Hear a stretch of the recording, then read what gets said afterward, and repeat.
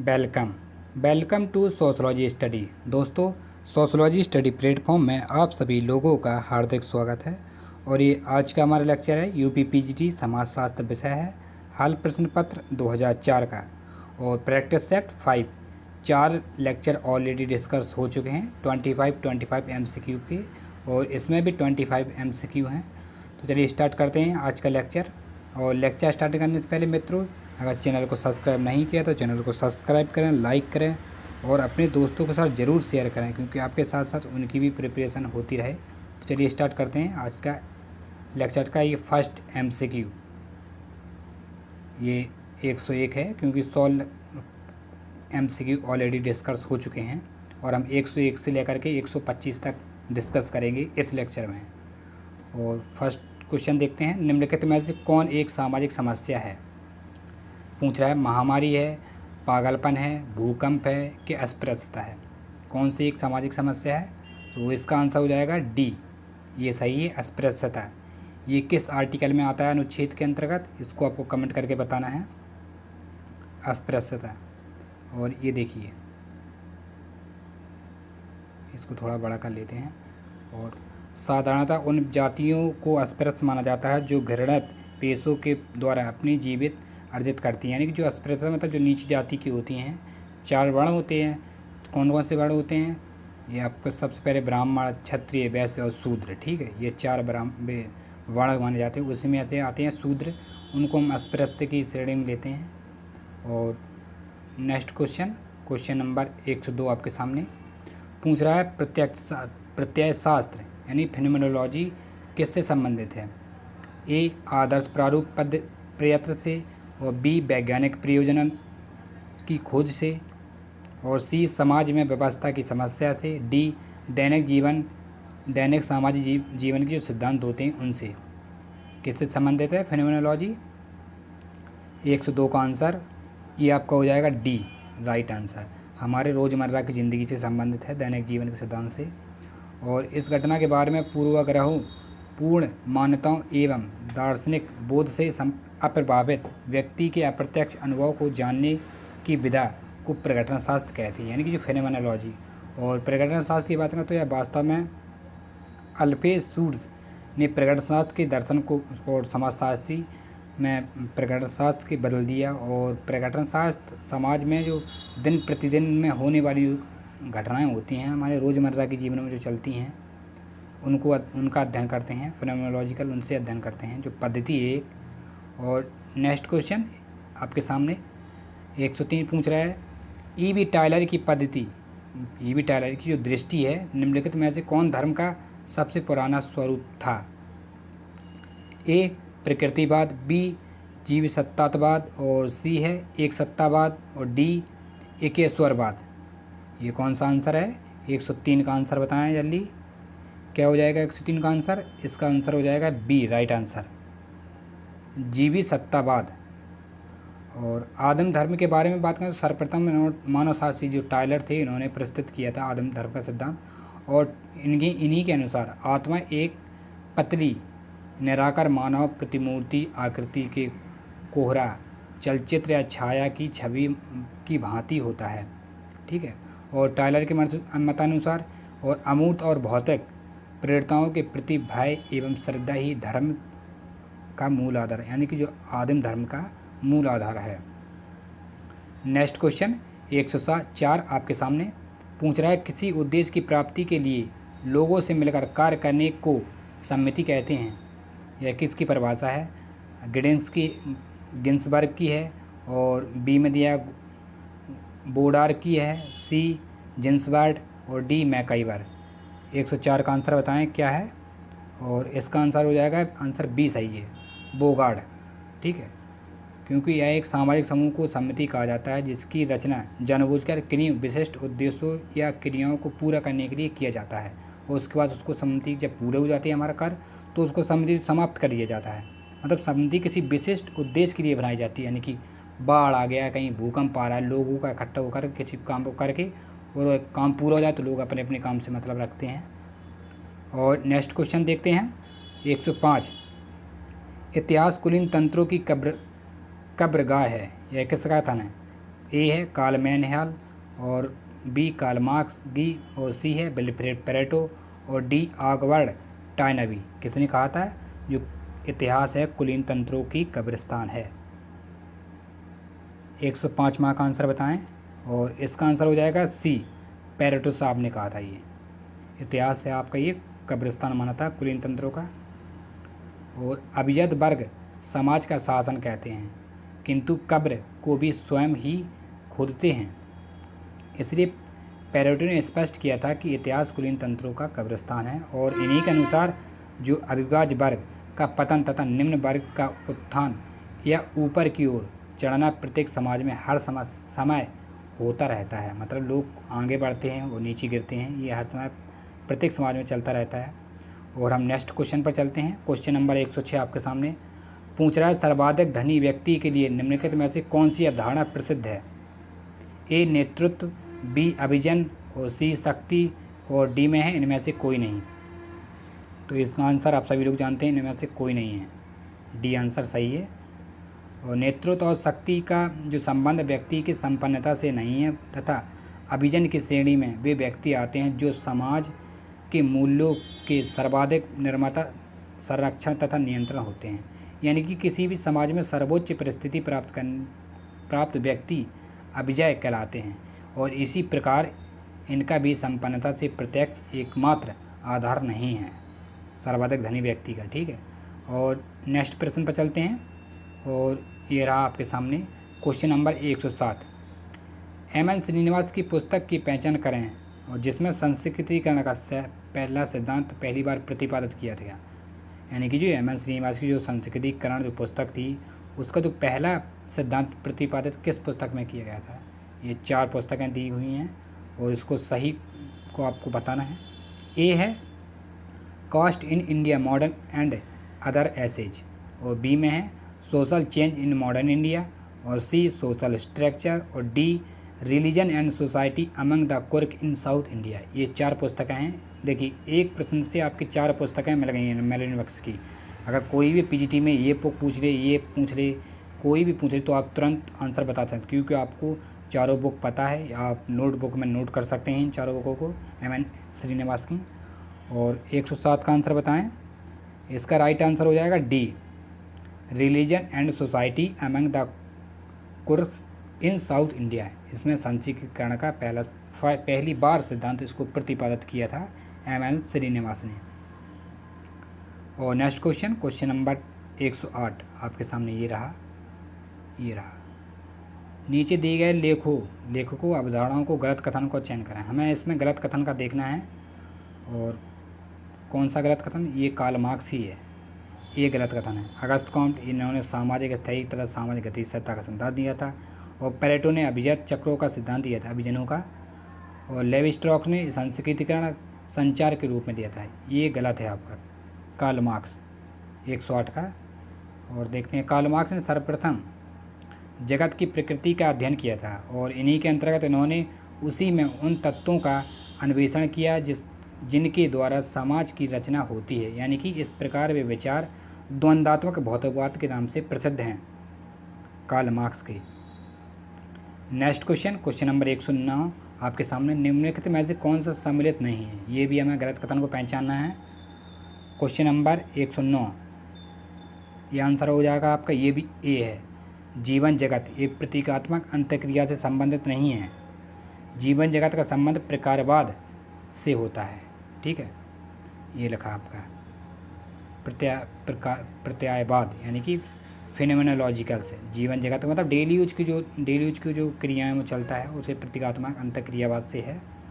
और next question number 110 आपके सामने, सामाजिक परिवर्तन की सामाजिक संस्कृति गत्यात्मक का सिद्धांत प्रस्तुत किया था, किसने किया था? ए है टायनबी, बी है सोरोकिन, सी गिलेन, और डी है आपका पेरेटो। किसने सामाजिक परिवर्तन का सामाजिक सांस्कृतिक गत्यात्मक का सिद्धांत प्रस्तुत किया था? 110 का आंसर बताएं। इसका आंसर है बी, सोरोकिन। सोरोकिन का प्रमुख योगदान सामाजिक परिवर्तन और सामाजिक गतिशीलता के क्षेत्र में रहा है, क्योंकि सामाजिक परिवर्तन के क्षेत्र में उन्होंने बताया था कि परिवर्तन सांस्कृतिक दशाओं के बीच यानी कि जो उतार चढ़ाव हैं, और सोरोकिन ने ही सामाजिक परिवर्तन का सिद्धांत सांस्कृतिक केंद्रित है। ठीक है। और क्वेश्चन नंबर 111 आपके सामने, इसमें गलत युग्म का पहचान करना, ये भी कौन सा गलत है। जनसंख्या जनांक परिवर्तन, ये माल्थस का है क्या। 111 का आपको बताना है। ये सही है, बिल्कुल माल्थस ने ही दिया था। और दुर्किम साहब ने जनसंख्या का गतिशीलता घनत्व दिया था। और सामाजिक नियंत्रण आपका रॉस से संबंधित है। भौतिक द्वंद्व, ये आपका डाउट लग रहा है क्योंकि ये हीगल का तो नहीं है, ये मार्क्स का है द्वंद्विक बल। ठीक है। और नेक्स्ट क्वेश्चन नंबर 112 आपके सामने, भौगोलिक पर्यावरण का उदाहरण है। कौन सा है भौगोलिक पर्यावरण का उदाहरण। सांस्कृतिक पर्यावरण है कि आर्थिक पर्यावरण, जलवायु संबंधी पर्यावरण है कि प्राणी शास्त्रीय पर्यावरण है। तो आई होप ये आंसर आप सभी लोगों को पता है, जलवायु संबंधी पर्यावरण, सी आंसर सही है। नेक्स्ट क्वेश्चन नंबर 113 आपके सामने पूछ रहा है, किसके द्वारा किया गया अपराध सोहित वसन अपराध कहा जाता है। किसी भिखारी द्वारा, किसी विधवा द्वारा, उच्च परिस्थिति प्राप्त किसी व्यक्ति द्वारा, उपयुक्त में से सभी। किसके द्वारा है 113 का आंसर बताएं। और ये 113 का आंसर है सी, उच्च परिस्थिति प्राप्त किसी व्यक्ति के द्वारा सोहित वसन अपराध कहा जाता है। ठीक है। और नेक्स्ट क्वेश्चन पर चलते हैं।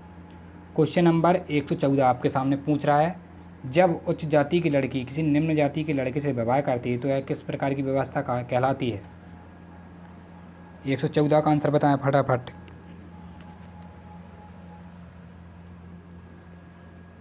देवर विवाह, देवर भाभी विवाह है कि अनमोल विवाह है कि प्रतिलोम विवाह है कि साली जीजा विवाह है।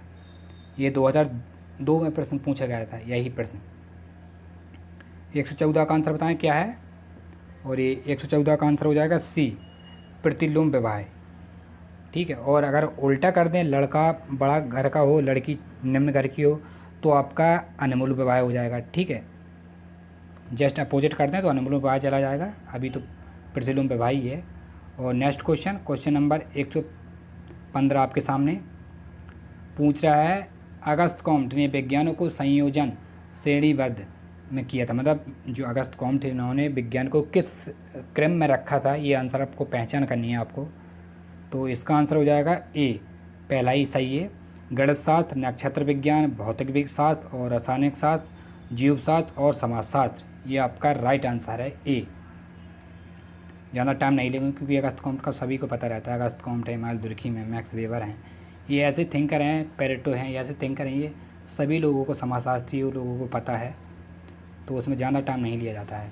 और नेक्स्ट क्वेश्चन नंबर 116 आपके सामने पूछ रहा है, ऊर्ध्वाकार गतिशीलता उस समाज का गुण होता है जो अर्जित आधारित है, और बी जाति आधारित, और सी है वर्ग विहीन, और डी है जनजातीय।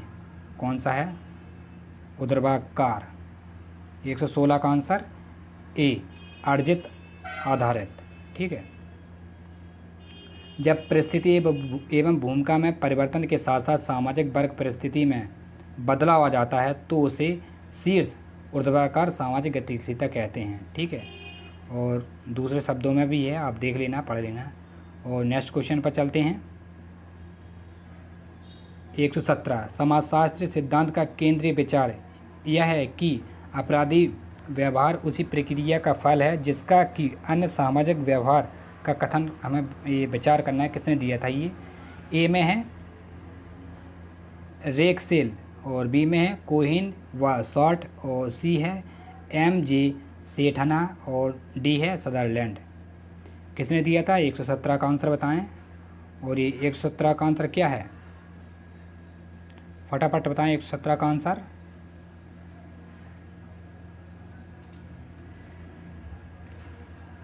इसका आंसर की बात करें, इसका आंसर हो जाएगा आपका डी, ये राइट आंसर है, सदरलैंड ने कहा था। और नेक्स्ट क्वेश्चन ये देखिए, सदरलैंड के अनुसार समाजशास्त्र सिद्धांत का सार तत्व यह है कि अपराधी उन्हीं प्रक्रियाओं का फल है जिनके द्वारा दूसरे प्रकार के सामाजिक व्यवहार उत्पन्न होते हैं। और क्वेश्चन नंबर 118 आपके सामने पूछ रहा है, लघु समुदाय की अवधारणा का निम्नलिखित में से प्रमुख विचारक कौन है। लघु समुदाय की अवधारणा किसने दी थी। ए ऑस्कर लेविस ने दी थी, कि बी है रॉबर्ट रेडफील्ड ने दी थी, और सी AR देसाई, और डी मार्टन किसने दी थी? लघु समुदाय की अवधारणा। 118 का आंसर है आपका B, Robert Redfield. Little community की अवधारणा रेडफील्ड ने दी थी, क्योंकि ये एक ऐसा समुदाय होता है जो आकार की दृष्टि से बहुत छोटा होता है, किंतु सामाजिक जीवन की दृष्टि से विशिष्ट समरूपता एवं आत्मनिर्भरता जैसी विशेषताओं से युक्त होता है। और नेक्स्ट क्वेश्चन नंबर 119 आपके सामने। मुस्लिम विवाह है जन्म जन्मांतर का संबंध है, एक विवाह का आदर्श है, सी है एक धार्मिक संस्कार है, और डी है एक सामाजिक समझौता। तो आई होप इसका आंसर आप सभी लोगों को पता है। इसका आंसर हो जाएगा डी, एक समझौता ही है मुस्लिम विवाह। डी आंसर सही है। मुस्लिम समाज में विवाह को निकाह कहते हैं, और यह एक अरबी शब्द है निकाह। मुस्लिम समाज में हिंदुओं की तरह निकाह को धार्मिक अर्थ में ही लिया जाता है। यह एक प्रकार का समझौता है, और समझौते के रूप में मुस्लिम विवाह के लिए एक ओर से प्रस्ताव होना तथा दूसरी ओर से इस प्रस्ताव की स्वीकृति मिलना आवश्यक होता है, तभी लोगों में विवाह होता है और समझौता होता है। और नेक्स्ट क्वेश्चन 120 आपके सामने पूछ रहा है, जो समूह घनिष्ठता विहीन अनुभव प्रदान करते हैं उन्हें क्या कहते हैं? प्राथमिक समूह कहते हैं, कि अंतर समूह कहते हैं, सी संदर्भ समूह कहते हैं, और डी दैत्यक समूह कहते हैं। जो एक दूसरे में बहुत ही आपस में मिले जुले घनिष्ठ संबंध हो, उसमें कौन सा समुदाय कहते हैं? क्वेश्चन नंबर 120 आपके सामने स्क्रीन पर, इसका आंसर बताएं। और इसका आंसर हो जाएगा, आंसर डी सही है, दैत्यक समूह कहेंगे हम उसको। कैसे, आइए पढ़ते हैं व्याख्या। दैत्यक समूह वे समूह कहलाते हैं या होते हैं जिनमें सदस्यों के बीच अवैयक्तिक संबंध पाए जाते हैं, यानी कि व्यक्तिगत रूप से समझौते को यह जानना और यहाँ आवश्यक नहीं है कि ऐसे समूह को शारीरिक निकटता आवश्यक नहीं होनी है। ये संबंध अनौपचारिक प्रकार के जीवन के किसी एक पक्ष से संबंधित अस्थायी प्रकार के विशेष हितों पर आधारित और हस्तांतरीकरण होते हैं। ठीक है।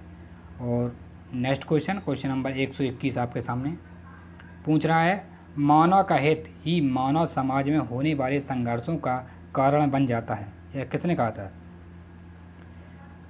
पहला है ए डरहर्न डार्फ, और बी है रोजेन होपर, और सी है ओपेनहेमर, और डी है आपका कोजर। क्योंकि एक ऐसे वर्ड हैं समाजशास्त्र में जिनको पढ़ना बहुत मुश्किल हो जाता है, तो आई होप आप देख सकते हैं एक बार। और कुछ वर्ड होते हैं जो बोलने में थोड़ा सभी को प्रॉब्लम हो जाती है, हमें नहीं, सभी को जाती है। और कौन सा आंसर है? 121 का आंसर बताएं। और इसका आंसर हो जाएगा, आंसर बी सही है आपका, रेजेन होपर। और कोजर के अनुसार संघर्ष की सबसे बड़ी भूमिका व्यवस्था में अनुकूलन की और एकीकरण बनाए रखना है। यदि संघर्ष नहीं हुआ तो व्यवस्था बेहतरीन हो जाएगी। ठीक है। और लेविस कोजर का है संघर्षात्मक प्रकारवाद। और नेक्स्ट क्वेश्चन नंबर 122 आपके सामने पूछ रहा है, क्रोबर ने समाजशास्त्र तथा मानव शास्त्र को बहिने कहा है। अवैध, बी है सौतेली, सी है जुड़वा, और डी है आपका चचेरी। क्या कहा था लेविस कोजर ने? क्रोबर ने, कोजर नहीं है, क्रोबर हैं। और 122 का आंसर हो जाएगा आपका सी, जुड़वा कहा था। यानी कि समाजशास्त्र और मानव शास्त्र एक दूसरे से बहुत बहनें हैं एक दूसरे की। नेक्स्ट क्वेश्चन नंबर 123 आपके सामने, हर्बर्ट स्पेंसर ने किससे प्रेरित होकर सामाजिक समझौते के सिद्धांत को प्रतिपादित किया था? किनसे प्रेरणा ली थी इन्होंने? कार्ल मार्क्स से ली थी, कि मैक्स वेबर से ली थी, कि डार्विन से ली थी, कि अरस्तू से ली थी? 123 का आंसर बताएं। और इसका आंसर क्या है?